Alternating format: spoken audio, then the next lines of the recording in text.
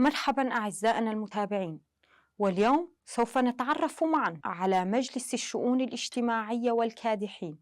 ما هو مجلس الشؤون الاجتماعية والكادحين؟ مما يتشكل المادة رقم 102 من العقد الاجتماعي تنص على مجلس الشؤون الاجتماعية والكادحين يتشكل من المنظمات والمؤسسات التي تعنى بشؤون العمال الفلاحين والكادحين والحرفيين وذوي الاحتياجات الخاصة والنازحين والمهجرين واللاجئين، من أجل أن يضمن مشاركتهم الفعالة في الحياة الاجتماعية وتأمين فرص العمل لهم.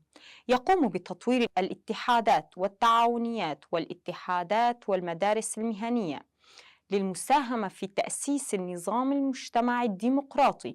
يعد الكادحون الفئة الأساسية التي تسهم في بناء المجتمع الديمقراطي وترسيخ السياسة الديمقراطية.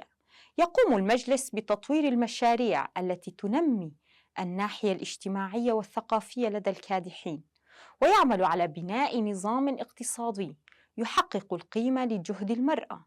أيضا ينظم ذوي الاحتياجات الخاصة ويفتح الأكاديميات والمراكز الخاصة التي تعمل على تمكينهم نفسيا ومهنيا. يقدم الدعم المادي للذين لا يمكن تأمين حاجاتهم.